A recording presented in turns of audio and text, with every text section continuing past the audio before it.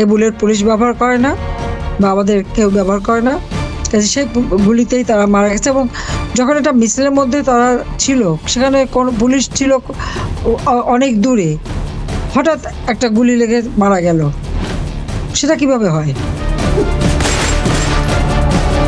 শেখ হাসিনার বিরুদ্ধে এবার আরও বড় অ্যাকশন বাংলাদেশে।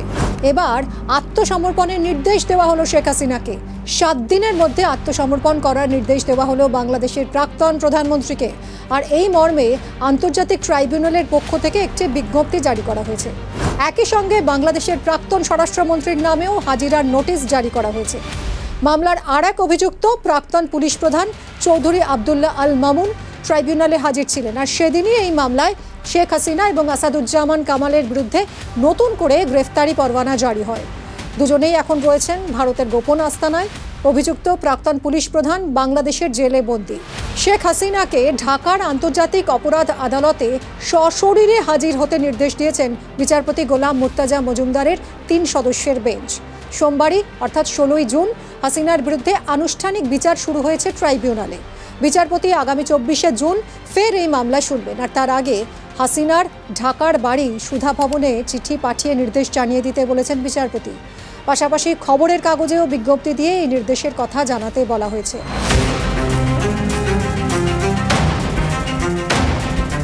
হাসিনা আগেই এই বিচারকে প্রহসন বলেছেন তিনি এবং তার দল এই শুনানি প্রক্রিয়া বয়কট করবেন।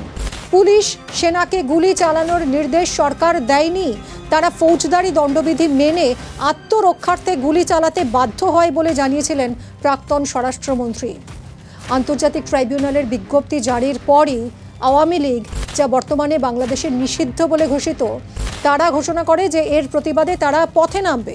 এবং দলের ঘোষণা মতোই সোমবার সূর্যাস্তের পর থেকেই শেখ হাসিনার দল আওয়ামী লীগ তারা রাজপথে নেমেছে। ঢাকার একাধিক জায়গায় দলের কর্মী সমর্থকেরা বিক্ষোভ মিছিল পথ অবরোধ করেছেন। বেশ কিছু জায়গায় পুলিশ এবং সেনার সঙ্গে দলের সংঘাত হয়েছে। আওয়ামী লীগকে আটকাতে পথে নেমেছে বিএনপি, জামাত, এনসিপিও।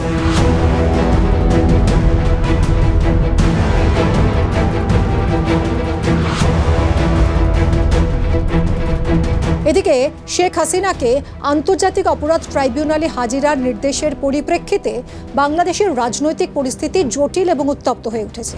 2024 সালের জুলাই আগস্টে ছাত্র আন্দোলন চলাকালীন হিংসার ঘটনায় শেখ হাসিনা সহ আওয়ামী লীগের শীর্ষ নেতাদের বিরুদ্ধে মানবতা বিরোধী অপরাধের অভিযোগ আনা হয়।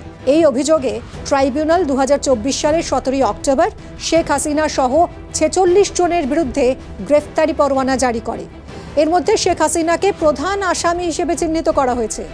2025 সালের জুনে শেখ হাসিনার বিরুদ্ধে 13টা ভলিউমে 8,500 পৃষ্ঠার অভিযোগপত্র দাখিল করা হয়। ভাবতে পারছেন এই অভিযোগে কি রয়েছে, কি নেই সেটা বলি।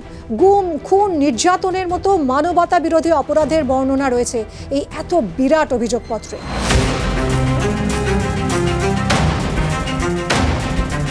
ট্রাইব্যুনাল শুনানি সরাসরি টেলিভিশনে সম্প্রচার হয়, যা বাংলাদেশের ইতিহাসে প্রথম। এই বিচার প্রক্রিয়া বাংলাদেশের রাজনীতিতে গভীর প্রভাব ফেলেছে। বিশ্লেষকরা সতর্ক করেছেন যে বিচার যদি আন্তর্জাতিক মানদণ্ড অনুযায়ী না হয়, তবে তা ভবিষ্যতে রাজনৈতিক সংকট সৃষ্টি করতে পারে। আবুল কাসেম ফজলুল হক উল্লেখ করেছেন যে বিচার ত্রুটিপূর্ণ হলে রাজনৈতিক অস্থিরতা বাড়তে পারে এবং সামরিক শাসনের দিকে এগোতে হতে পারে। সেই ঝুঁকি কিন্তু রয়েছে। শেখ হাসিনার বিরুদ্ধে এই বিচার প্রক্রিয়া আওয়ামী লীগের ভবিষ্যৎ নেতৃত্বের জন্য বড় চ্যালেঞ্জ। দলের অভ্যন্তরে নেতৃত্বের পরিবর্তন হতে পারে এবং রাজনৈতিক কৌশল পরিবর্তন হতে পারে। তাছাড়া আন্তর্জাতিক দুনিয়া নজর রাখছে বাংলাদেশের অভ্যন্তরীণ এই রাজনৈতিক পরিস্থিতির দিকে, যা দেশের বৈদেশিক সম্পর্কেও প্রভাব ফেলতে পারে। এই পরিস্থিতি বাংলাদেশের রাজনৈতিক ইতিহাসে একটি গুরুত্বপূর্ণ মোড় হিসেবে দেখা হচ্ছে। বিচার প্রক্রিয়ার স্বচ্ছতা এবং আন্তর্জাতিক মানদণ্ড নিশ্চিত করা হলে তা বাংলাদেশের গণতান্ত্রিক প্রতিষ্ঠা এবং আইনের শাসনের প্রতি বিশ্বস্ততার প্রতীক হতে পারে বলে মনে করছে ওয়াকিবহাল মহল। এই বুলেট পুলিশ ব্যবহার করে না বা আমাদের কেউ ব্যবহার করে না, সেই গুলিতেই তারা মারা গেছে। এবং যখন একটা মিছিলের মধ্যে তারা ছিল, সেখানে কোনো পুলিশ ছিল অনেক দূরে, হঠাৎ একটা গুলি লেগে মারা গেল, সেটা কিভাবে হয়?